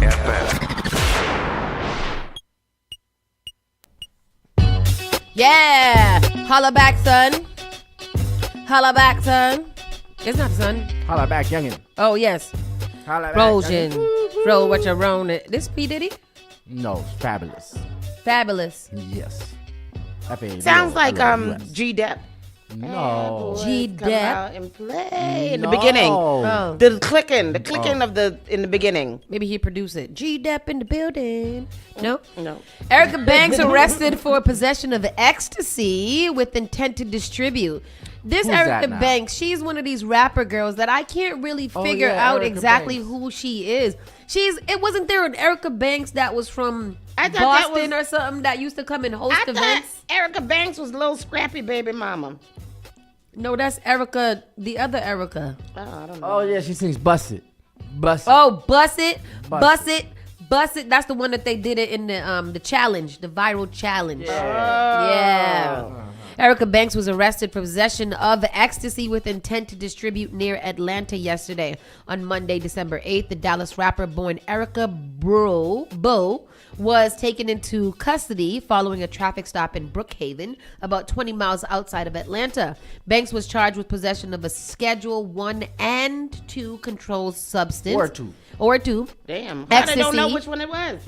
Ecstasy with intent to distribute. She was booked into the DeKalb County Jail and was released just after midnight on Tuesday. Why they release her? She's a drug dealer. No. She's selling the drugs, Tristan. But It's the tussy. It's not saying how much she got. It was enough to distribute, because if it was enough to not distribute, then they wasn't going to discharge her. She had to have a little bit, like a personal amount, to not be distributed. She was out here. She was out here hustling tussy. But then that's not fair, because how you don't know how much drugs she take. You can't say it's distribute. Maybe she just like a lot of drugs. Maybe she just is on the drug. Right. Let's keep it moving. There's only 3 stories I'm trying to. Ja Rule. All right, Go ahead. I'll get the other clips for you. Yes. Ja Rule. You read them. I'll read them. Ja Rule. Ja Rule rips 50 Cent for cashing in on Diddy's scandal, highlights his domestic violence allegations, and dares him to donate the documentary proceeds. I thought 50 Cent was already donating the document proceeds to the victims of Diddy in the first place. Oh, is that what he's? I didn't know that. Yeah, that's what he's been saying. Well, I know. Shout out to Stephanie. She has been, involved in a lot of these conversations, and she continues to say that Diddy has already committed to donating the proceeds of the documentary to the victims of Diddy. Ja Rule is putting the spotlight on the domestic violence allegations against 50 Cent as a rapper Diddy docu-series dominates Netflix. It really is number one on the whole Netflix. Everywhere you go, that video, that documentary That thing is is popping up, which is so funny though, because when I started watching it the other day, I had to go search for it. It wasn't on my Me top too. thing. Me Yeah. too. And then now it's like, what isn't it? It's number one. It's number one. Yeah. The long-running rivalry between the musicians is getting contentious once again. This of the Sean was Reckoning. The Netflix docu-series was executive produced by 50 Cent, digging into years of allegations against Diddy, including claims of abuse, misconduct, and more thoughtful both his personal life and his business. While it's undoubtedly an important story to tell, as Combs sits behind bars, some fans are convinced that 50 Cent leading the charges solely for personal reasons and not to actually help victims. How do you guys feel about this? 50 Cent is also beefing with Marlon Wayans right now, and they're going back and forth, back and forth. That's not even, and they are, and it's over this same thing. Marlon also believes that this shouldn't have been done by 50 Cent, and 50 Cent is kicking a black man while he's down. The first thing I heard when I said that was he used to kick black women down while they were down. So I guess, how do y'all feel about that? Do you guys feel any type of way that it was 50 Cent that made this documentary? I don't. I think that I didn't really understand the big beef between 50 Cent and Diddy in the first place. I think that 50 Cent does good TV. Yeah. And so why not him? Why not? Get the money to the black man. Y'all always, the whole Diddy thing, there's people trying to take down the black man. Yeah. Now y'all don't want to support this black man that made this documentary. Who did y'all want to make it? That's what I'm saying. So another part of the they're just saying that the black man taking down a black man. They're just saying that they didn't want to see that, and especially them being in the same field. You know, they would rather see somebody else outside of the culture or apart from the culture. What is it? What is it? I don't understand the actual difference. Yep. They just don't want to see two black men going against each other. It's black men. Wait, we don't want to see black men going each other, but we also is out here killing each other. Yeah. And all the things. So I guess I really just don't understand the controversy of 50 Cent making it. When I was listening to the other radio station today, they were saying like how one of the biggest problems with it is that it's highly whatchamacallit, that some of the things in the documentary might not be things that Diddy actually did. Mm-hmm. You know, like the accusation of the Biggie thing and the Tupac thing and all these things. So maybe we shouldn't be listening and accepting everything that we hear. But for the most part, this documentary was filmed with actual video footage of the incidents in which we're talking about. Mm-hmm. There's actually real witness accounts to it. Yeah. I don't think that 50 went out of his way to present a narrative of what Diddy was other than what he was.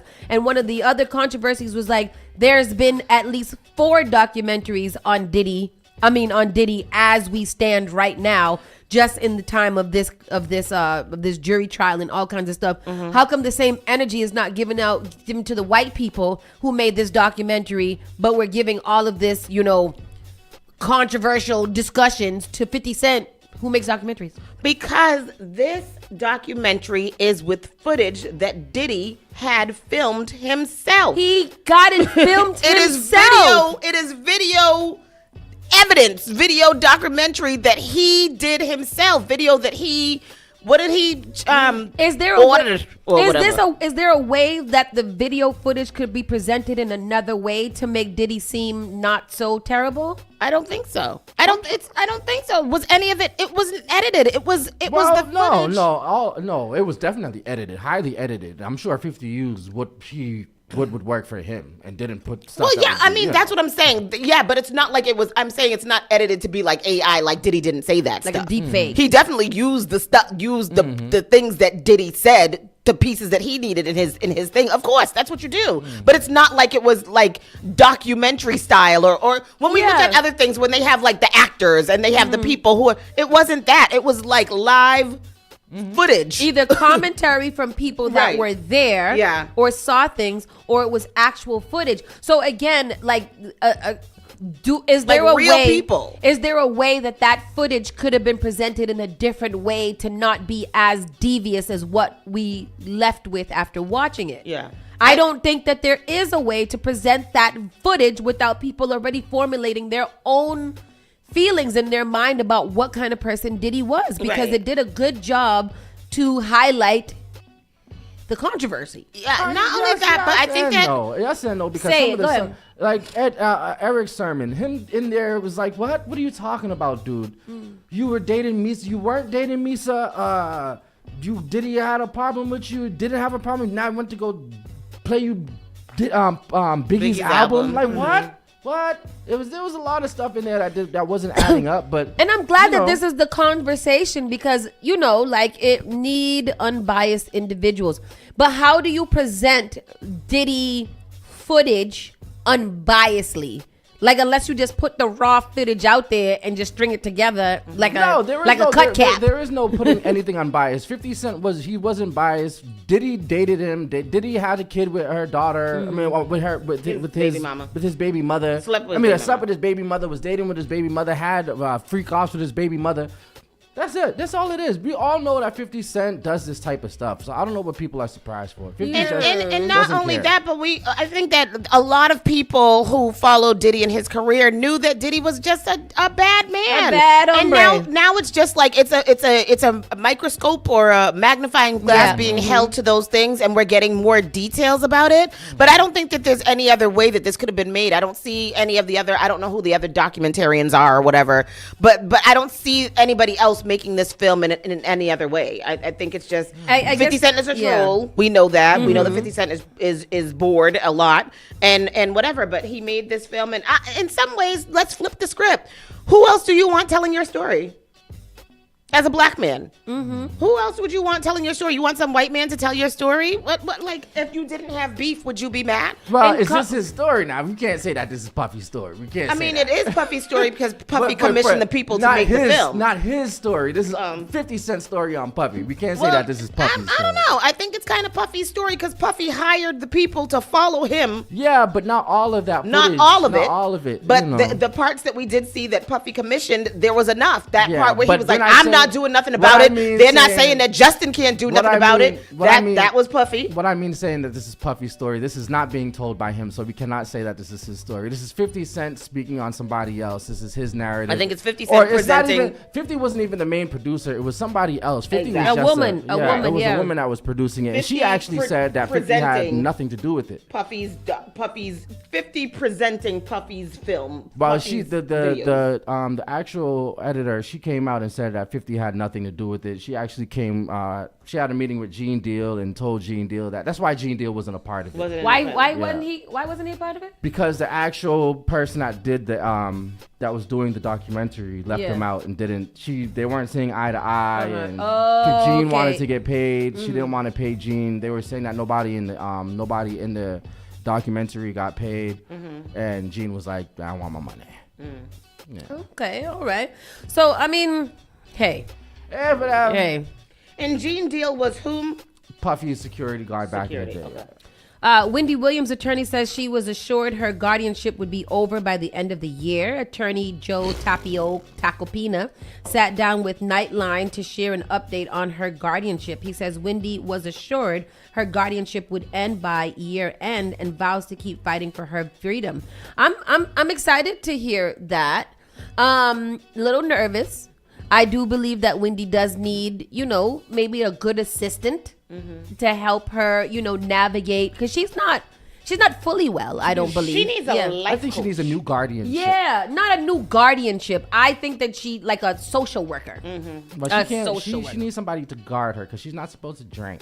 Social worker ain't gonna keep you from drinking. Or a sponsor. Then I don't like the guardianship situation where they have complete control over what you do. Yeah, she needs a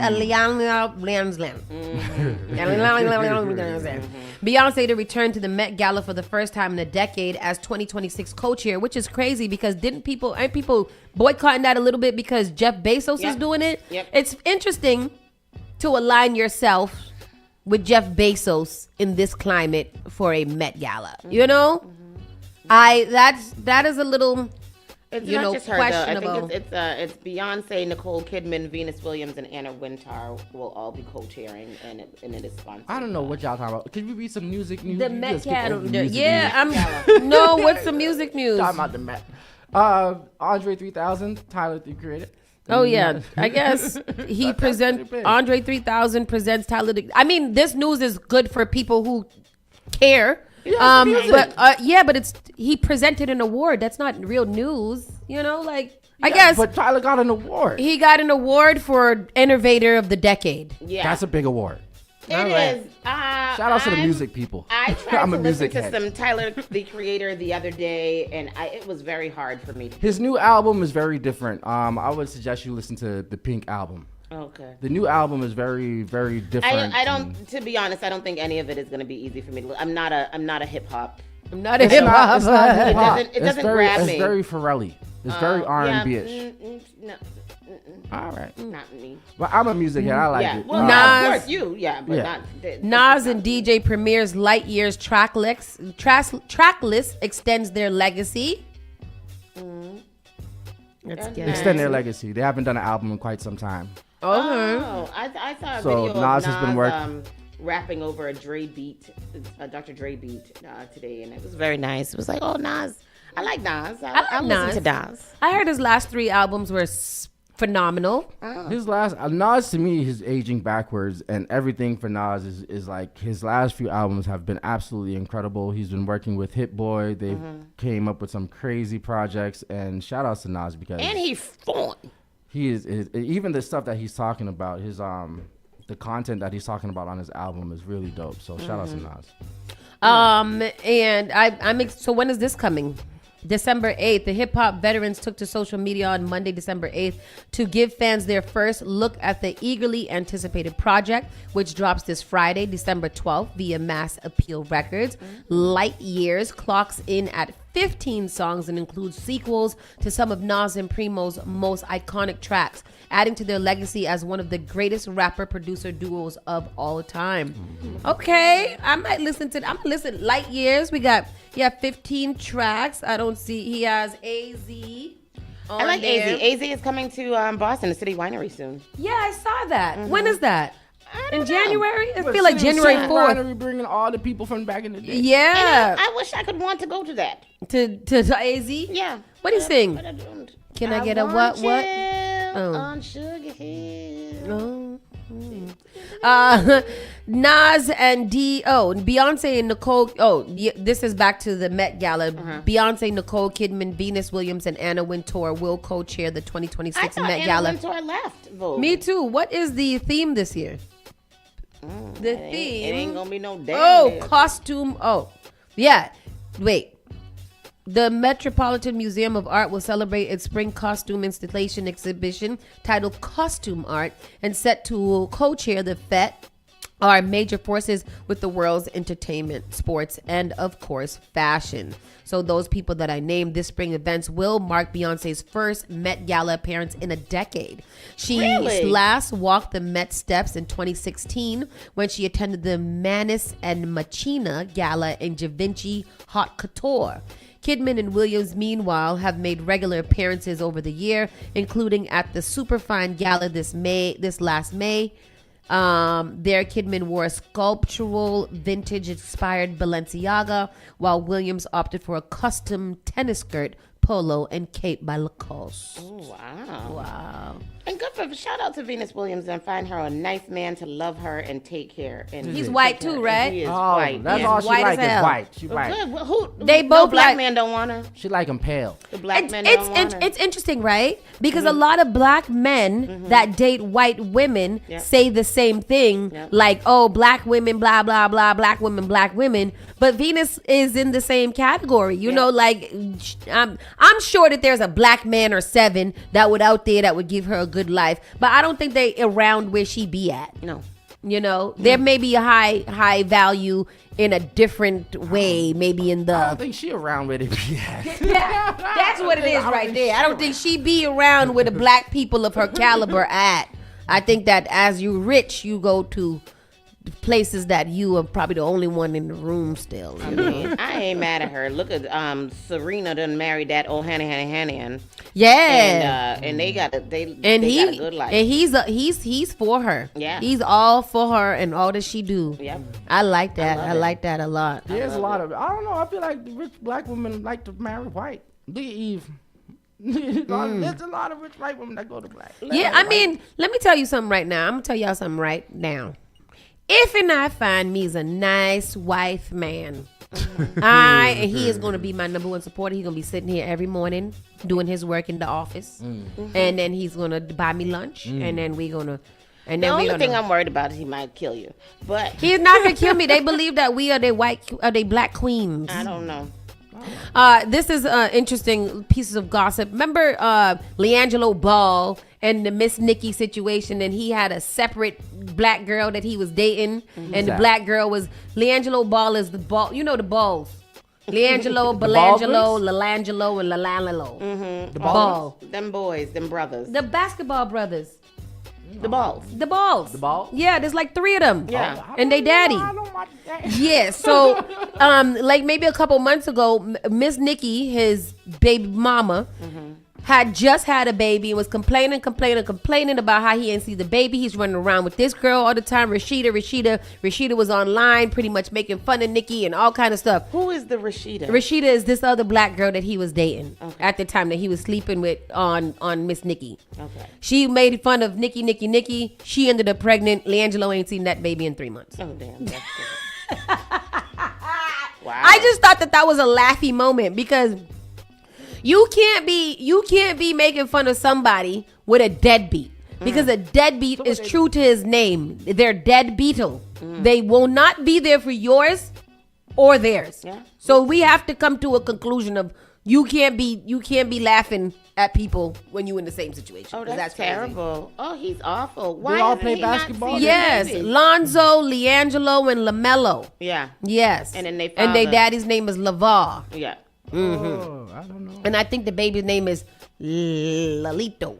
That's a black family. That's black as hell. Black That as hell is with a a black white family. women. Lonzo, LeAngelo, LaMelo. With a white women. Yes. We know a family who got names like that.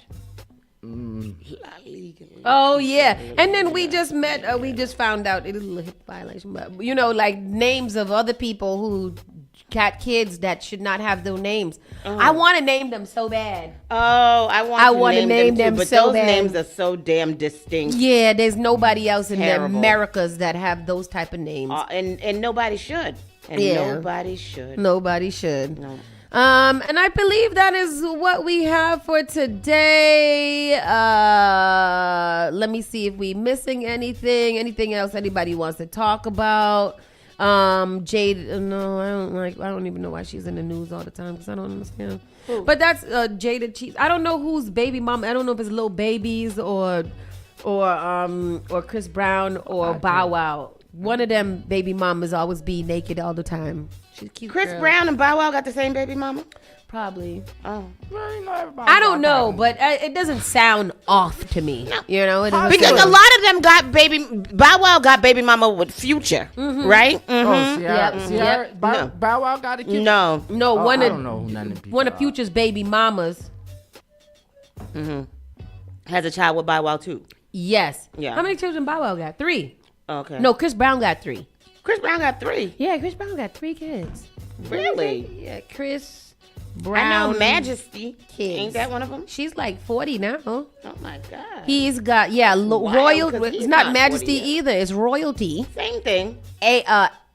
Aiko and Lovely. Why they be naming their children stuff like that's so African? Precious, Lovely, Diamante. You know, the Africans be naming their children all kind of loyalty, Passion. progressive, Geico. Like that. admiring. Yes. Blessings. Yeah. Did you say blessings Yes. already? Yeah, that's true. And then let me see, I put in Chris Bren, and that's what's name Bow Wow. Bow Wow kids. Bow Wow has Shy Moss and Stone Moss. Shy and Stone. Oh, wow. That's fancy. Isn't it? I'm gonna name my next child Sparkle. Oh, I already got that one. Yeah, you already got That's that it. one. That's all I got. That's all we got today for the news. I'm so happy that you guys stayed and joined us for this special day. And I like you. I all. like you all as well. Like it all. And it's summertime outside, so go outside, have a good time. Hang out. Because tomorrow's going to be back to freezing. I think it's supposed to snow tonight, ain't it? Yes. Yeah. No, I don't know. I didn't read that. I don't know if that may be fake news. The snow's supposed to come soon, though. We're getting snow soon. It's gonna be beginning lot to of look snow. a lot like Christmas. I'm going to put up my Christmas tree. I thought you said you was going to do that the day after Thanksgiving. I know I did, but then the boy acted up, so then I couldn't. So now I got to do it.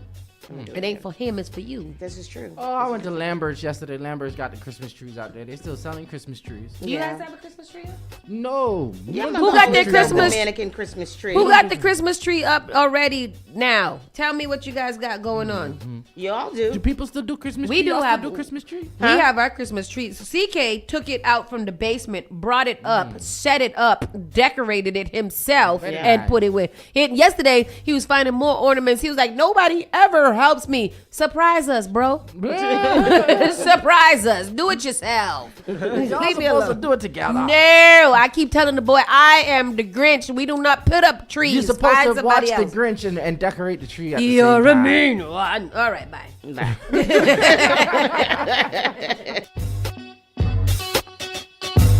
You're listening to Saucy and Friends in the morning with Miss Hot Sauce, Miss Tony, and Rockstone Triz. Happy holidays from our family to yours. Bring the spark back in your holidays. The National Center of Afro-American Artists invites you to celebrate 55 years of a powerful holiday tradition, Black Nativity by Langston Hughes. Join us December 5th through the 21st at the Emerson Paramount Center, 559 Washington Street in downtown Boston. Experience the stunning story of the birth of Christ brought to life